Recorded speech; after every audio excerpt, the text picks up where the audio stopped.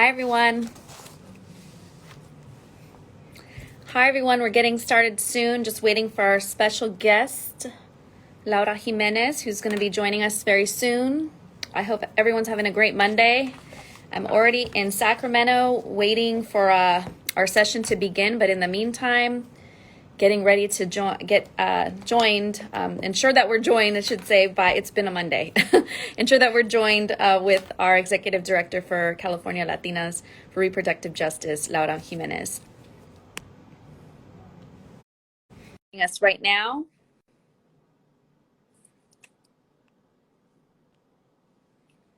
Let's see. Hi, everyone. All right. Hi. Hello, Director Jimenez. How are you? Thank you. How are you? I'm good, thank you. Good.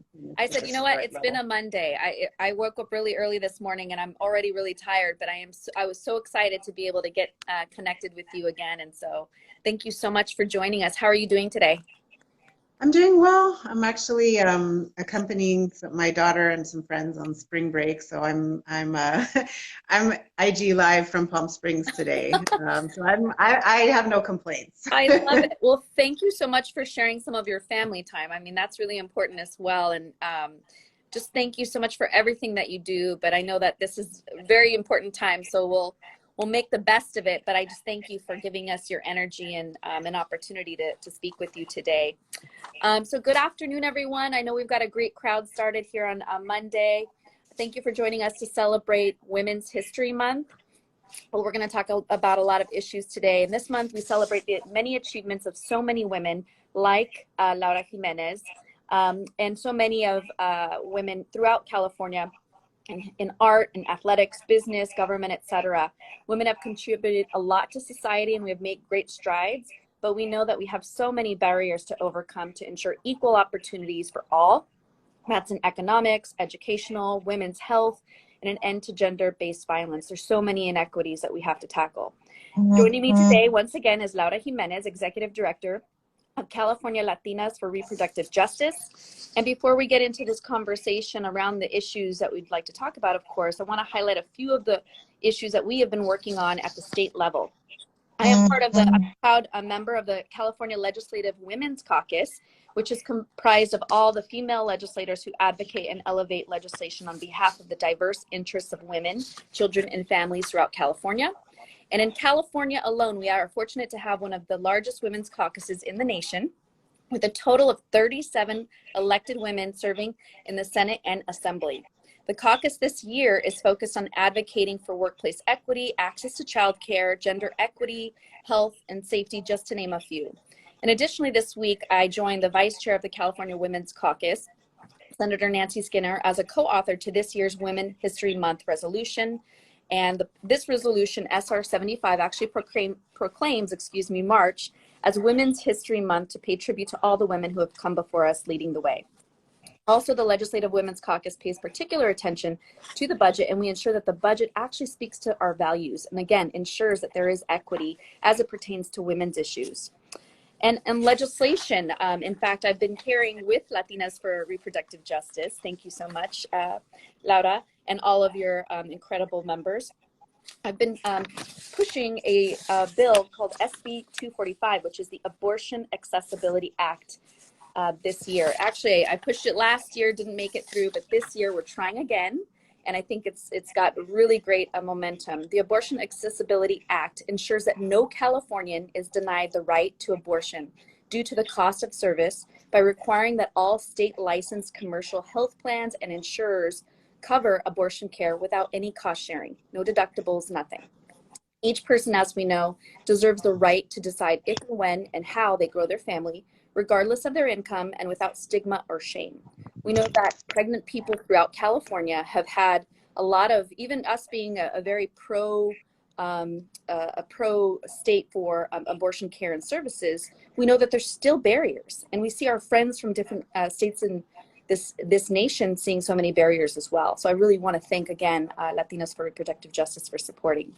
And I also co-authored AB 2134, the California Abortion and Reproductive Equity Act, which would implement two of recommendations from a report that this council put out, which basically says that you can provide coverage to Californians lacking coverage for abortion and abortion-related care, including those who are either uninsured or who are underinsured due to gaps in coverage, and provide funding for providers who deliver uncompensated services to ensure all patients who seek abortion or contraception care in California have access. Again, these two bills, AB 2134, SB 245, really important as it pertains to abortion accessibility and health equity overall. So with that, we're actually going to get into our incredible, fierce leader here. And Laura Jimenez, I'm going to go over her bio for one moment, and then we'll talk just very casually. And if there's any questions that anyone wants to put in the comments, please do so. We'd love to hear from them. But Laura Jimenez has proudly served as the executive director at California Latinas for Reproductive Justice since 2011, over a decade now. And Laura, for more than 25 years, has worked with women of color organizations across the country on issues of reproductive justice, including the National Latina Health Organization, the Dominican Women's Development Center, and was part of the birth of Sister Song Women of Color Reproductive Justice Collective. Since joining CLRJ, Laura has been engaged in reproductive justice advocacy, community engagement, and community-informed research efforts. She also serves as a mentor to the reproductive justice team of the Beatriz Maria Solis Policy Institute in California. She is passionate about issues not just of reproductive justice, but also of immigration, environmental justice, and birthing and parenting as they all intersect. Laura is the proud mama to 4 awesome people and is the compañera of a gifted musician. So we're going to have to ask you about that. But Laura, thank you so much for joining us, and we just so appreciate your time once again. I know you're in Palm Springs enjoying time with your family, but just give us a little welcome remarks, and then we'll get into some questions. Yeah, I first want to thank you so much, Senator, for the invitation to join you. I'm so honored to be joining you and this week, this month of Women's History, so that we can talk about what we're all doing, what we're doing collectively to move forward women's rights in California. It's an honor for me to join you. I'm still working, even though I'm in Palm Springs. I'm just, letting them have some fun because I needed to get my work done. But I wanted to also just first thank you so much for authoring the 2 bills that you were referring to earlier. As you said, I think it's really important, and part of what we do at California Latinas for Reproductive Justice is we're really building on what has been done in California around specifically abortion rights, but more broadly around reproductive justice. Because I think one thing as Californians we can be proud of is that I think the gains we're seeing in California while we're seeing the rest of the country kind of go backwards, is due to the fierce advocates and activists for 30, 40, 50 years that have really pushed to make sure that California can sort of move toward claiming this name of being a reproductive freedom state, right? And that's really important to acknowledge those people who, I learned from when I first started out of college about the work that they were doing. I think that's amazing, and we have to say yes, thank you for that. But we also need to realize that, especially, I was listening to you read my bio, where we're looking at sort of the intersection of women's rights with immigrant rights, with environmental justice, things like that. That we're still not far off, but we still don't have access for everybody in the ways that they can practically use it. And so introducing bills like SB 245 and some of the bills that maybe we'll talk about later that we're working on, to make sure that we really make sure we're closing those gaps to access for everybody, whether you're documented, not documented, whether you speak English or another language, whether you're a young person, whether you're a disabled person, everybody here in California should have that access. And I think that, the additional comments I want to make is that because of what we're seeing in other states, and with the Supreme Court really reconsidering Roe versus Wade, the case that gave us the right to abortion in this country, it's important to note that we in California are expecting to see about a 3,000% increase in people coming from other states to California seeking abortion services because it will not be legal for them in the place that they live. And it's not to say that there weren't people before. There were people before coming to California because we have better laws and better access than where they were living. But this is going to increase that by about 3,000%. And so, and that's what our partners at organizations like Access Reproductive Justice, who runs an abortion hotline and abortion fund, are telling us, in the Future of Abortion Council.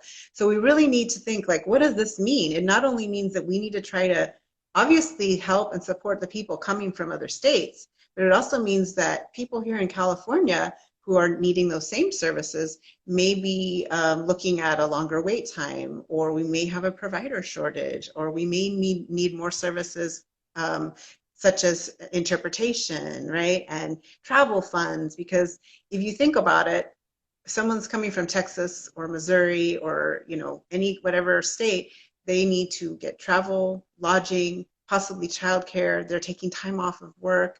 So all of that increases the cost of what they need to do. Their insurance might not cover them here in California.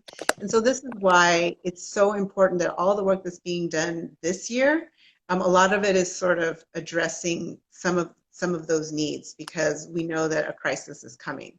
And I would like to, if I may just add really quickly, for those of us, because we are Latinas, California Latinas for Reproductive Justice, and I'm assuming that so many of the folks that are listening, watching today are possibly Latinx folks.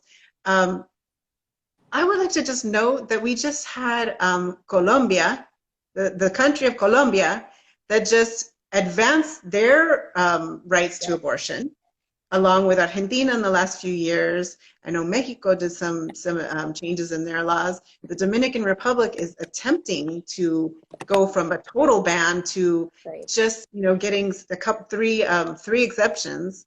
And so we are currently trying to go backwards in the United States, while Latin America and the Caribbean are going forward. And so I think we need to take a cue from our hermanas in Latin America and the Caribbean and get this done. And the way we get it done is that we all work on it, and we just say no more. We are going to have abortions if we need them, when we need them, and we're going to make this safe for everybody that does. That is such a great point, Laura, because you know, we're always talking just about the U.S. and how difficult it is outside of California, at least, for our friends who are pregnant in different states. Like, you know, we keep picking on Texas, but you know, one prime example in Texas or Oklahoma that cannot receive abortion care whatsoever. And we don't often think of the international movement that's been happening with so many pregnant people around the globe that are starting to see headway in ensuring that the policies that are created are also very equitable. And I'll tell you, you know, we always think in California that we are so innovative, but we still have a lot of work to do, but we have so much to learn from our global partners, to your point, in what we can do to further provide equity, not just here in California, but also help them establish more equitable practices. Like, I think Mexico, now it's no longer a crime to receive an abortion as of last year, I believe, in Mexico, but still the access point is the issue, right? And so tell us about this. So tell us about, you talked about, you know, and I've looked on the, obviously seeing and knowing the work on for Clrj, and in terms of the cultural and linguistic care that is needed, as we talked about, even here in the state of California, that the cultural and linguistic care, why that's so important, especially as it pertains to access and ensuring that, yes, we might have the policies in place, but what is the next step? You know, I hear a lot of residents who say, I want to see people who look like me in, you know, the doctor's office or at the Planned Parenthoods or what have you. They want to see that it's mindful and that it's open and safe. So what is the role of Latinas for Reproductive Justice here in California to be able to help guide more of that access? Do so much work. Yeah, it's exactly that. It's exactly what you're saying, which is really kind of looking at what are the particular needs. And reproductive justice as a framework and as a movement, one of our main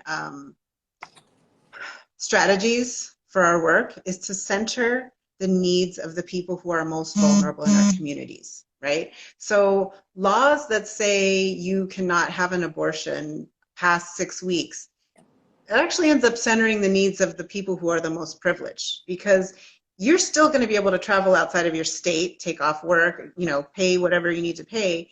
to go ahead and get your abortion somewhere else. But the most vulnerable people are the ones who don't have paid leave, right, in another state that doesn't mandate it like California does, Yep. who need childcare, et cetera, right? And so what we're looking at is who are the most vulnerable folks here in California.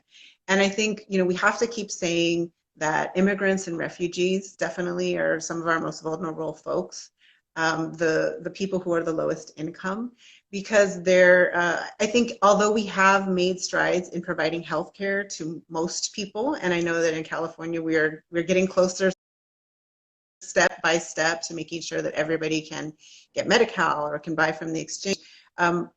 I think not only are there's still some people left out, but also I think some of the damage that's been done, for example, by the attempted public charge rule by the previous administration, scares people, right? It scares people. And so they say, like, I don't know if I can actually go after that service because of my immigration status. I'm afraid to go and try to get that service. And so I think the work that our promotores do across the state is fabulous and just so needed, because those are the folks, they're the people who are trusted in those communities to say, no, look, here's where you can go, right? This is how you need to do the work. I want to say that also we need to think about language access more. I mentioned before we might, be heading towards a provider shortage for abortion specifically. And I think we need to also think about what's the culturally, quote unquote, the culturally competent care needed, right? It's not only Spanish, because guess what? Spanish is going to be one of the threshold languages in California that they're required to have to translate.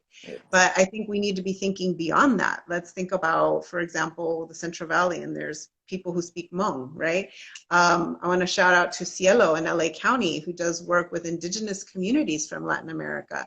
Not everybody that comes from Latin America speaks Spanish as their first language. Right. I mean, they may not speak Spanish or English. They may be speaking an indigenous language. And if those folks are not, if the clinics are not providing interpretation, that means you probably have a child or a neighbor trying to provide translation for what are very sensitive and personal services. And I think that Cielo has done a great job of uplifting that need. And we support that work and making sure that we do figure out how to get the respectful and dignified care for everybody. And that's a great point. And even in Long Beach, we have a large Cambodian refugee community, and often our state threshold languages, like to your point, do not include Khmer. And so I'm often pushing for these other languages that can provide even more of a benefit to community members as it pertains to health equity and access. And so that's a very good point that you bring up. We often talk about it too much, but we really got to put the resources and our money where our mouth is to ensure that we can uptick the provider, the provider options. Absolutely. Now, just talking about you personally, Laura, I mean, would you mind sharing like how you got involved with this work? And what drew you to be able to just make such an impact here in our state? And really, it's not just our state, throughout our country and globe. I mean, we're the 5th largest economy. We like to tout ourselves as that, but there's so much work that you're doing here that really permeates throughout. So tell us how you got started.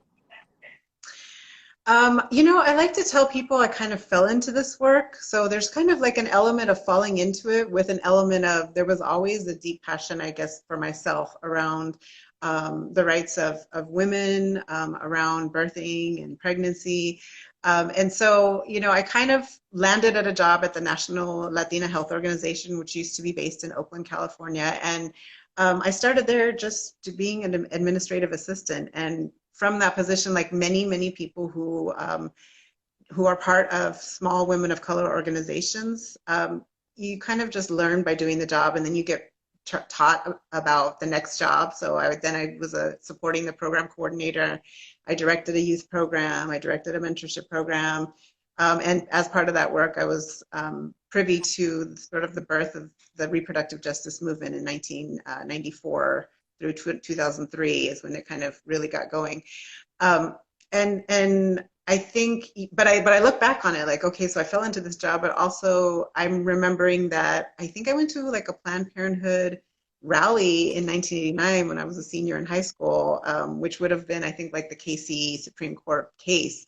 So there was something there that was telling me this is important to me, like as a person, as a female-bodied person, right? As a person who can become pregnant, these are important rights. I need to be able to control my body. And as I got older and learned family histories and had daughters, it was also like, okay, I need to keep doing this work because everybody deserves to be able to advocate for themselves, to be able to, at the end of the day, get the services they need affordably and safely.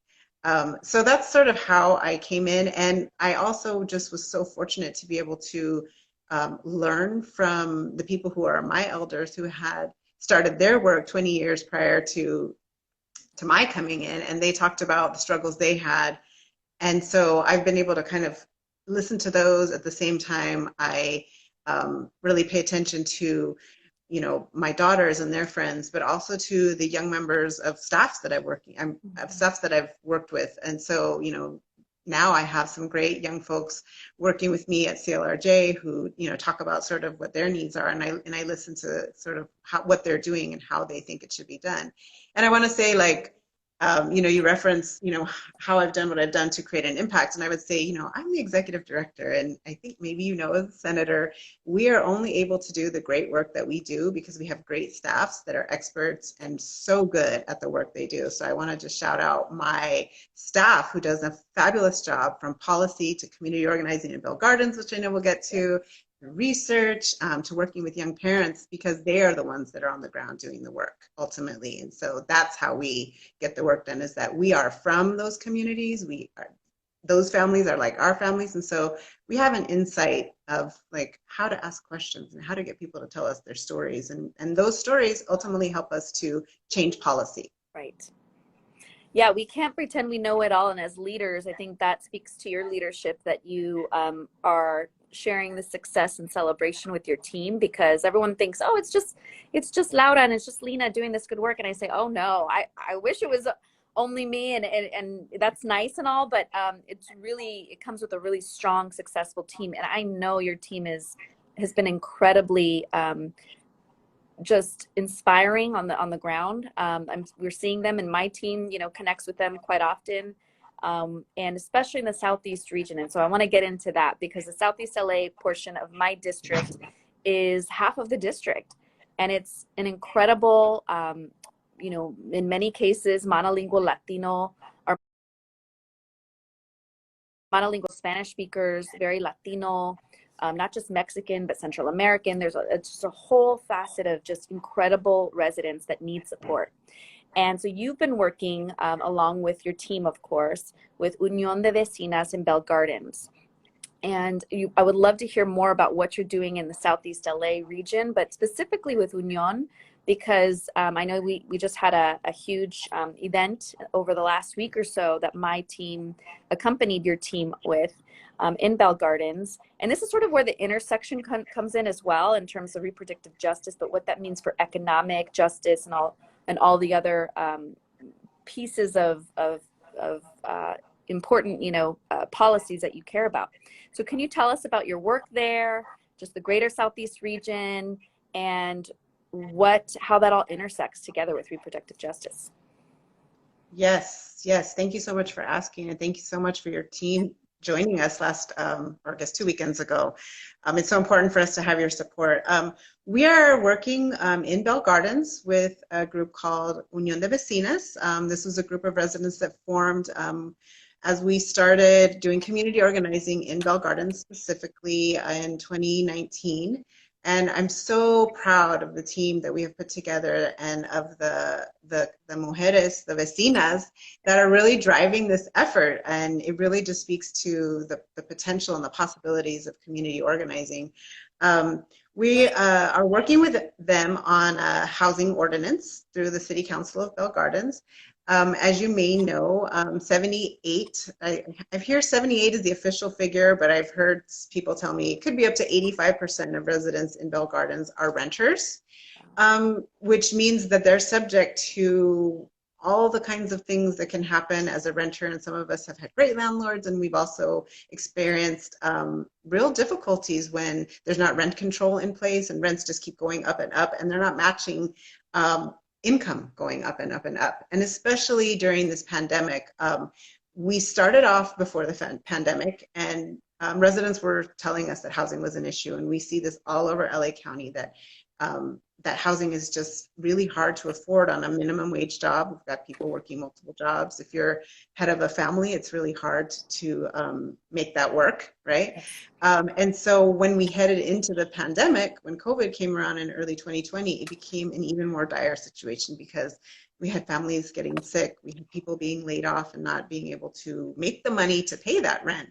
And these, again, are families, and we all know what it's like to be one paycheck away from having zero in the bank, right? And so that is not a good feeling.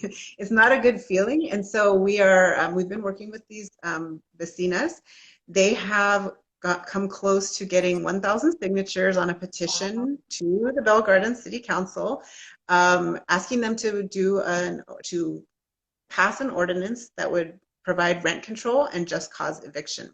And so we're asking for a 3% cap to yearly rent increases, increasing the fine for landlords who are harassing or retaliating against the tenants. And here's part of the intersection is that, again, we have a large immigrant population in Bell Gardens. Many of them may be undocumented. And so in talking to them, and I've made some of the phone calls and then heard stories from our organizers that, they say, I tell them I have pests, I have rodents, and that it needs to be addressed. And the landlord says, well, I'll have to raise the rent. Wow. Now that's not just, it's not fair, like ethically, morally, there's no way that any of that is right. And so, we really need to address these issues. And then it will also provide just cause protections against these unfair evictions when landlords are saying, well, if you want that done, you're going to have to just go. Or they're just evicting people without cause because they want to bring somebody new in and raise the rent even higher, right? So this is really important, and I'll just also address, why is this a reproductive justice issue? Because people sometimes, say, well, reproductive justice, that's abortion, contraception, and actually, no, I want to say it's about bodily autonomy. It is about the right to control your fertility and decide not to have children when you don't want to have them, and maybe you'll have them later. It's about the right to have children, and we know that communities of color have been inequitably affected by forced sterilizations. But it's also about the right to parent, to create family, and to parent the children we have in safe and healthy environments, right? And so that's where housing becomes an issue. So access to safe, stable, affordable housing, it impacts our health, the health of our families and our communities. It affects our decision-making about families. I myself, before I was an executive director, when I was younger, I had my children and would have liked to have one more. I have 2 children I didn't give birth to and 2 I did give birth to. So I would have liked to have given birth to one more child, but I really had to say, we can't afford to do this and still pay the rent. We can't pay for childcare and rent and food. So I had to go with the rent and food, right? And that was sad for me. But thankfully I had children. But that is a choice people have to make sometimes, is that they're not able to form family the ways they would like to. And I know, even my daughters are looking at, they're 17 and 21, and they're looking at what they're going to do in their lives and whether it's even possible for them to have children because of the way the environment is and the economy and many, many things, right?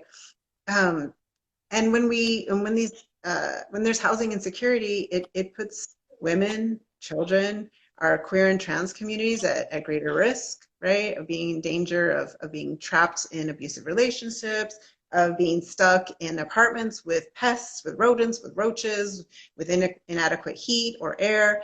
And so that's why housing justice is a reproductive justice issue. And you spoke to all the points, Laura, because it's so true. I think, I think Tamarindo Queen had commented, housing justice is reproductive justice, flat out. And it absolutely is. I don't think a lot of folks combine the two. They don't intersect them. It's sort of siloed issues, and it's absolutely true that it is. And the more children you have, the more it costs. It's so expensive. I'm on the other side of you. I have boys. 3 boys between my husband and I, but the first son I had at the age of 20, I was very young. And, you know, I made the choice to have my son, and happy to have him, of course, and love him. But it was a struggle. It's a big struggle raising a child at a very young age. And some people make those decisions, but it's difficult nonetheless. But how that impacts your housing, it's hard. I was only able to live in certain zip codes because of the poverty that I was in, and being so young. And so that is a reality that many Californians have to face. And so I'm glad that you made that intersection so crystal clear for folks to really understand, to make everyone understand why reproductive justice and housing justice align so much.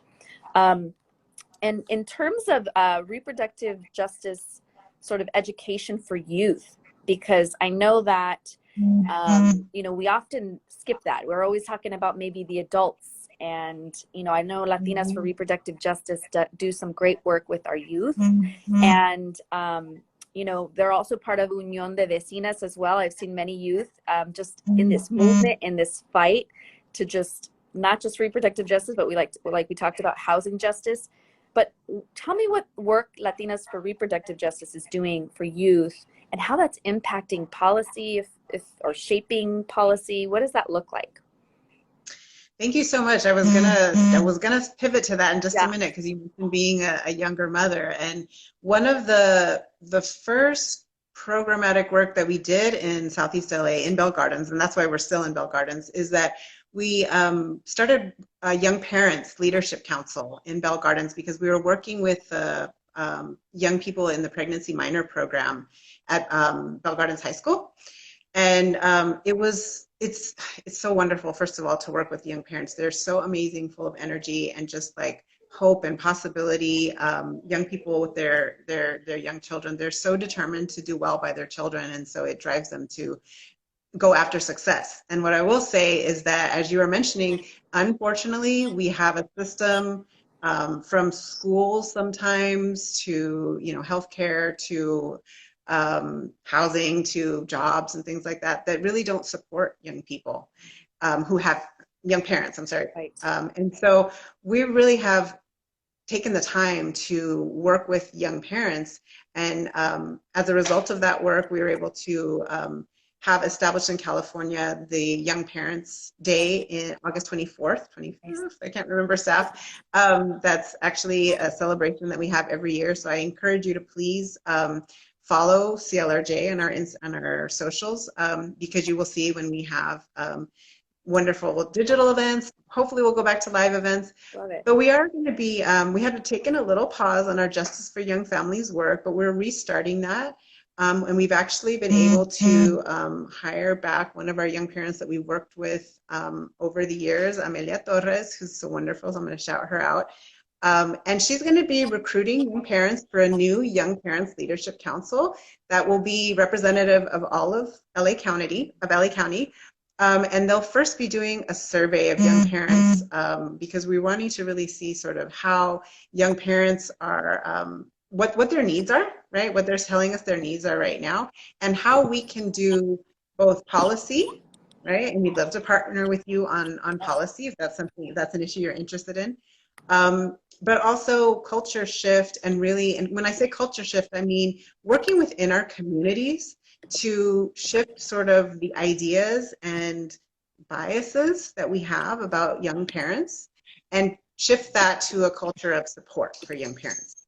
And I'm sure in your case, and as we've heard from other young parents, they really tell us that the successes that they're able to have are due to having support from family, maybe from one teacher, from someone at their church, from a neighbor, you know, who was willing to do childcare, to, you know, help them out with homework, to, you know, parents giving their kids with kids a place to live instead of kicking them out. This is important because I was a parent at 28 and I needed lots and lots of support. So I can imagine that being, you know, someone at 17 or 15 or 20 who's really just trying to get out there and do the best they can by their child is really hard without support.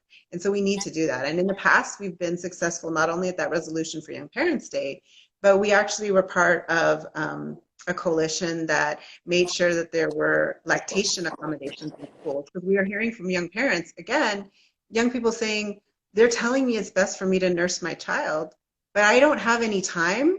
I don't have I have to carry around a big old pump and an ice chest to be able to freeze the milk. And so we were able to make sure that California public schools, high schools, right, and middle schools, I think, made sure that parenting students had a location where they could pump or nurse, and they could store milk for their child if the child was not with them. And this made it important because our young parents were having to choose between doing what they felt was best in terms of feeding their child and staying in school. That's not a choice. That's not neither of those are good options, right? And so, doing that, also making sure that our young parents had some parental leave when they left school, when they had their child. It was just an inconsistent sort of policy. Some school districts were giving them time off, some weren't. And we just felt like it was very important. Every parent needs some time to bond. And I know this is a constant issue in this country for parents of any ages, making sure that people who have children have time to bond with their kids. 6 weeks is nothing. 6 weeks is when I felt like I hit the wall after having children, where I was like, oh my gosh, I don't think I could do this. I haven't slept well. And then you're expected to go back to work, you know? And so I remember being at work, like I slept 2 hours last night and just, trying to keep my eyes open. You can't concentrate at school if you've been like that. So let's give us some time to bond with our children. Let's give them a push. Let's give them a boost to be great parents, because that's what they want to do. But they also want to be great students. That's so great.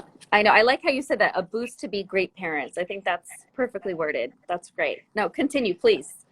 Yeah, no. And I just wanted to say, this work with young parents is really part of a comprehensive approach that we have to youth reproductive health and sexuality, right? And so that includes, like you were saying, we were part of a coalition to make sure, the California Healthy Youth Act, to make sure that that the sex ed that's being taught in school was comprehensive sex ed that included information about healthy relationships, about queer and trans identity and relationships, about STIs, and it was not I'm going to keep my language clean, was not the messed up curriculums that some districts were putting forward that was telling them that abstinence was the only way, right?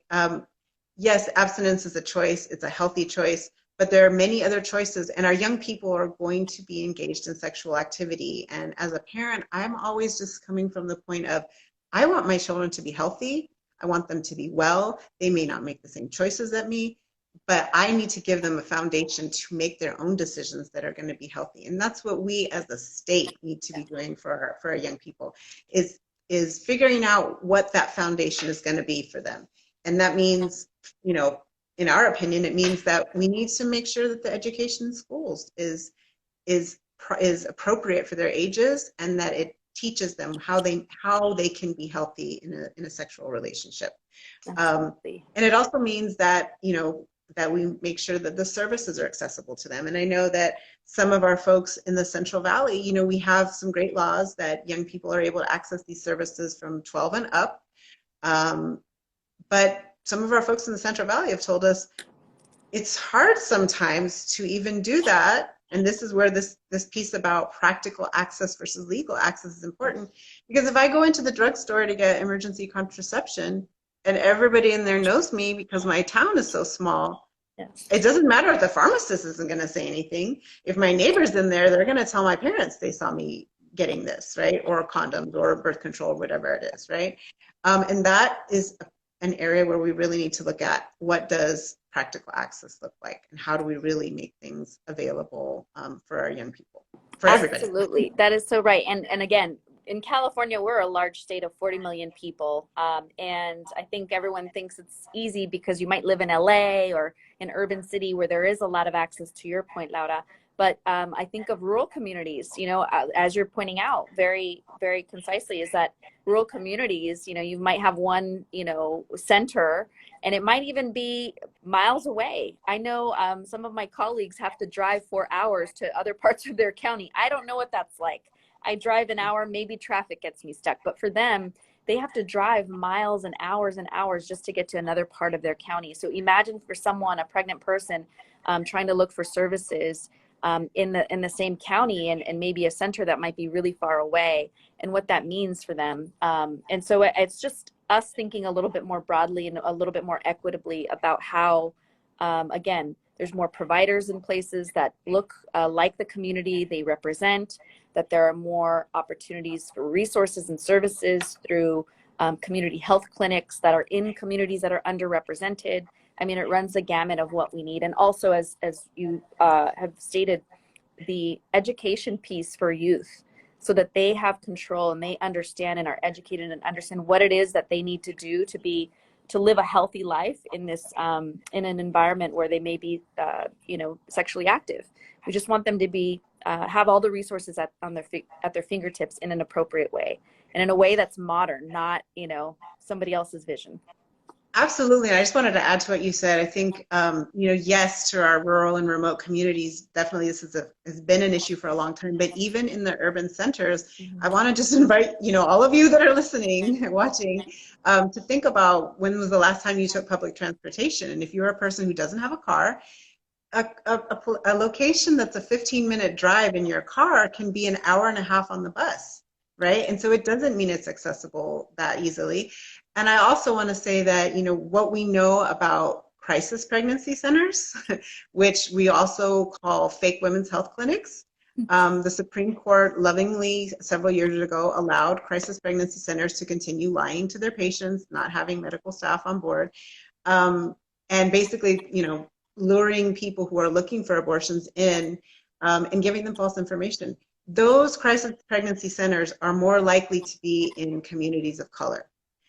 And so you need to really think about, you might think there's a clinic in your area, and it may be, but many of them that are offering the free formula and the free diapers, you really have to be careful with and seeing what they're actually, do they actually have medical staff there? You may get lured into one of those clinics, and so you might not have anything in your neighborhood. They're more likely to be there than an actual reproductive health clinic, and that's something that's, we have to figure out a solution to.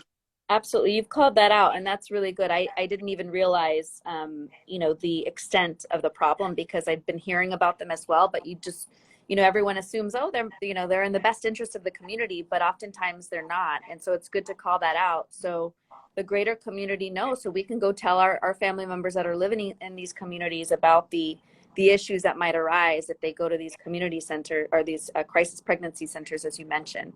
And that they get the right information for their needs, which is really important. Thank you for that. And so I know, again, we've talked about a lot, mostly reproductive justice. We've talked about your support, CLRJ's support for SB 245, the Abortion Accessibility Act, as well as the other assembly bill, which is AB, and I'm looking that up right now because I should have them all in my head, but yes. AB 2134, the California Abortion and Reproductive Equity Act. You've also done incredible work on the FAB Council, which is the Future of Abortion Council, and you've done just incredible work in the community. Now, can you tell us a little bit more about the work that CLRJ is doing in other arenas? You've talked about housing justice as well in Bell Gardens, but what's on the plate? What is the programs and the policies that are you're looking at and are into in 2022? What can we expect from CLRJ this year? Absolutely, yes. Well, I do want to really quickly, before we pivot, the bills that we'll be working on this year, as of now, we're working on AB 2223 with Assemblymember Wicks and a really amazing coalition of other organizations.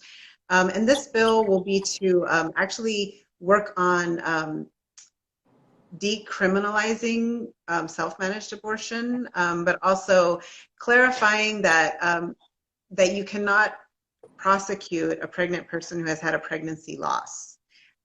This should be something that doesn't happen, but increasingly we have more of the right-leaning DAs that are prosecuting people who have had a pregnancy loss because they think it was due to substance use, or and thankfully our Attorney General, Mr. Bonta, has been pushing back, and his staff, but it really wants to clarify that it will prohibit criminalization of pregnancy loss, and it would remove sort of outdated provisions. And so this is sort of where California is that we're cleaning up some of our old laws as well, which no longer apply, making sure that we don't have, because we did have a couple of cases in the Central Valley in the last couple of years where they were imprisoning folks that lost a pregnancy, and that can't be done. We're also working on, let me see, the number is AB 2586 with Assemblymember Garcia, your neighbor in the district. Yes. And this would be the Reproductive Justice and Freedom Fund. And this bill will actually do two things. It will form a temporary work group that will look at and identify the causes of the inequities around reproductive health in California and make important recommendations to the legislature so that we can, again, continue addressing these gaps in access and what ultimately is racial inequities, racial and ethnic inequities in health and reproductive health specifically. And it will also create a fund that would provide funds to community-based organizations that are repro health, rights, or justice organizations that are doing this work in those communities. And I think that that's important because so many of us know the communities well, but we're small, and so we don't have the funds or the capacity to do all the things that we need to do. And so really providing those funds to organizations that are experts is important for us to get that work on the road, because we know, as I mentioned, you know, I shouted out earlier that promotores that do the work in our communities, people that are from the communities that are delivering information and education are so vital to this work. So we want to make sure that that happens, as well as education by organizations like Clrj, policy, advocacy, and research ultimately is important as well, because what we know is that research for us, we do some research in our work, it drives our policy work. But oftentimes, if the research is not done from a place like an insider place, right, in the community, sometimes the questions aren't asked in a way that they will get to the answers that we're trying to evoke from folks. And so it's important to fund those things. Great. And so that's what we're working on this year. I mean, just a few different things, right? Not a lot. I mean, no, just kidding. There's a lot of work that you're doing. And again, it's just incredible because this work needs to be done. There needs to be cleanup work as well, and ensuring that the laws are equitable and that they're modern and that they're not hurting the pregnant Californians that get themselves in situations, unfortunately, where it's not their fault necessarily. It might be another issue, and so we've got to get crystal clear on what these laws and enforcement do to pregnant people across California and how it does more harm than good. So I appreciate that. And I appreciate all, of course, my Women Caucus colleagues that are championing these bills, because the Women's Caucus came together a few months ago. We had a huge press conference on many of these bills in which, I gave a shout out to Clrj because, and, the Black women's groups and Planned Parenthood and NARAL for doing all the incredible work behind the scenes. When we're asleep, you're all working and doing this incredible work. And, oftentimes people think that all you do and all you work on is abortion services or abortion care. And that's not the case. I mean, of course, you're providing health access and equity, but it's the education piece. So how do you, and especially in Latino communities or communities that, may have a certain thought process on abortion care, how do you sort of destigmatize that? And how do you help present that to traditionally more conservative communities that are being impacted by this very issue, but really need to also have the education at their fingertips so they don't make judgments based on, many of these policies? Well, I think what's important to note is that, we are told often by the media that our communities are more conservative. And to some degree that may be true, but I also think that it's important to really, having conversations is really important with folks, because you'll find out a lot more. And so I think, what we know often is that in our conversations with Latinas, it might be a person who says, I don't necessarily want to have an abortion for myself, but I wouldn't do anything to take away someone else's decision to do such a thing, right?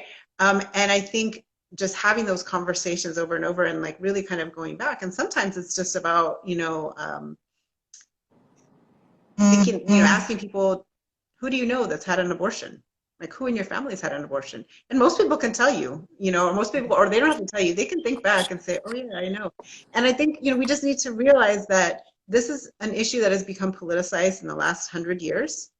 But this is abortion, terminating a pregnancy, bringing on a period, whatever you want to call it, is something that female-bodied people, the women, the elders, always knew how to do. And if it was before surgical abortion, it was because they knew the herbs to use, right? And people still know the herbs to use. Yeah. They have the technique. So it's always been something that people have known to do. And I think that the more we personalize it, the more you can say, oh, my great aunt probably had several abortions, from what I can tell, or my mom had an abortion, or my friend, or my daughter, or my cousin. It humanizes it. And there's a great t-shirt one of the organizations has that says, you love someone who has an abortion, or I love someone who's had an abortion. And all of us can probably say, I love someone who's had an abortion. And when you bring it down to that personal level, that's really sort of where all communities are at. Because what we also know, and if you want to bring the data in, is that Latinas, Catholics, we have abortions at about the same rates as everybody else. It's not that we just don't do it. It's just maybe we don't talk about it. And again, maybe I've found in my years of doing this that, unfortunately, particularly the Spanish-speaking media has a bias in their coverage oftentimes. Yeah. And so we've had some great reporters that have been willing to kind of take it on in a particular way and really be open to listening to stories. And hearing about policy, but oftentimes they're not, and that tells us something, and then we believe it about ourselves, right? And then we're treading lightly. But I think hearing some of my colleagues talk about research that we've done. Also, the other thing is that many folks coming from Latin America and the Caribbean, they know what it means to be denied your bodily autonomy, whether that's through not being able to access reproductive health services, or many of the other things that they've seen in their lives where there maybe was a dictator or whatever, right? They know what that means to not have autonomy over your body. And so going down that road is not that far till you reach sort of like a common story. And I'll say one last thing to maybe explain this a little better. Often I'm able to get folks to understand what we're trying to do by talking about immigration, right? And just talking about there are ways that systems try to control our bodies and our communities. One of those ways, right, is by the ways that families are separated through immigration law, right? And, we have obviously spent the last few years being horrified and infuriated by our babies at the border who have been separated from their parents and imprisoned. Having a parent deported, right, when their children are U.S. citizens or the rest of their family remains here under whatever status they're in, it is also horrifying and infuriating because they no longer have the right determinations about the formation of your family. It becomes a little bit easier to understand. Wow, you just blew my mind, because that is this is exactly why we wanted to talk to you. I definitely wanted to lift up your work, but the things that you say are so profound, because I don't think that, some folks think that way. They don't think about the intersection of why these policies and what you're pushing matters, why it matters so much, and the way we can frame it in similar sense to immigration policies and immigration justice, and ensuring that if we don't like what's happening at the border, then we shouldn't like who's telling us what to do and choose for our own body. And I think it's really important to just ensure that we understand that in a way, like I didn't even think about that. So I think it's incredible that you've done this work, Laura. And I know that I'd like to add one more thing really quickly. Last year, we had an amazing victory with our partners. We were able to establish with the state of California the Sterilization Compensation Fund, and this is another area that I think that becomes really clear. So as folks may or may not know, many folks do not know, 20,000 people were sterilized in California under the official state eugenics law from 1909 to 1979. And additionally, we have hundreds of folks that have been sterilized in California prisons. And when I say this, I mean forcibly coerced or without proper authorization. People were sterilized so they could no longer reproduce. So we have been able to establish this fund, which would provide up to $25,000 for survivors of state-sponsored sterilization. And because this is an issue that affected Latinos, disabled people, queer folks, immigrants more than other people, they were more likely to be sterilized, people of color, Black folks, indigenous people in California. It is again an issue of bodily autonomy. So again, I think we just need to remind people, people we know were sterilized because maybe many of them had mental illness, right? And they were institutionalized. And as a ward of the state was able to make those decisions. Wow. As a person who's incarcerated, and we know that many people are incarcerated for economic crimes, not being able to support your family, they were sterilized because their lives were considered less valuable. And that is wrong, and the state needs to know that, right? And so this is the state, again, an apology has been made, and there's no amount of money that's going to give them back that ability, but it is a symbol of regret and of accountability, and hopefully of refusing to do this again in California. And so I wanted to just share that, and you can go to our website to find out more about implementation. It's being implemented through the Victims Compensation Board. So I know there's a lot of folks possibly that in your district that may be eligible for. And it's and thank you for making that bringing that issue up, because it has been an issue that especially many Latinas in this the Latino caucus have talked about, because it I know was something that Assemblymember Carrillo had brought up and worked with your team on, and you've all ensured that the state, of course, was held accountable. But that, again, even the $25,000, that's not going to repair the trauma, generational trauma that's been done to many of these Californians. And so we've got a lot of work to do in that space to ensure that everyone can be compensated at the least. But more than that, broader conversations on why our community wants more choice, even more so, and wanting more choice, because we have been essentially mandated and regulated not to have a choice by really antiquated and unjust and racist state policies from the past. So I thank you for bringing that issue up, and for your work at CLRJ for ensuring that there is at least some reparation for that, because again, no amount will overcome that injustice. But I know we've taken up so much of your time. Laura, I can go on for another 5 hours with you, and everybody would be on here. We've had such an engaged audience so far. I think this is one of our most engaged audience in lives. So I want to really thank you so much for the time and energy, and your work and your team's work every single day, not just in Bell Gardens and in Southeast LA, but again, the impacts you're making in California and out of the country as well, and around the state. You must know, and I'm sure you may have thought about this, but truly, you're making deep impacts as it pertains to reproductive justice, housing, immigration, so many of it. But leave us with some lasting thoughts, and then also where to find you on your handles, and where we can, provide support for CLRJ as well. Wonderful. Yes. Before we close out, I definitely wanted to make sure for everybody in the district, we talked about the housing work, and I want to just tell you, I saw one of the council members join in, Jorge Chavez. Nice. We are hoping that we will have that the city council meetings in April, the 11th and the 25th, hopefully we'll be dealing with those ordinances. So I want to invite you to come to our website, clrj.org, or check out our socials. We're at Latinas #4 RJ on Twitter and Instagram. To find out more about how you can be involved, we definitely want as many folks as possible who are willing to make public comment and to speak in support of a rent control and just cause eviction ordinance. So I definitely want you to connect if possible.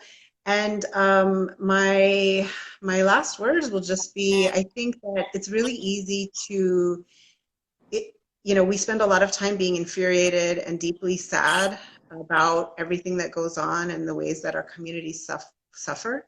But I also want to say it's really important to just notice that we're still moving on. We still have joy, and the most important thing is we're still in la lucha. You know, like we're not going out like this, right? We are not going to lay down and let this happen. So, I mean, I want to just shout out all the amazing vecinas in Bell Gardens and the incredible activists all over California for doing this work, because we are the ones that get this done with the support of our legislators. Thank you so much for being a champion for this work. But we're not going out like this. You know, we're going to continue to have the abortions we need. We are going to have safe housing for our people. Our people deserve health, wellness, and joy. And so I leave you with that on this Monday. You rock, sister. I will tell you, I am writing a letter, of course, in support for Bell Gardens and housing justice.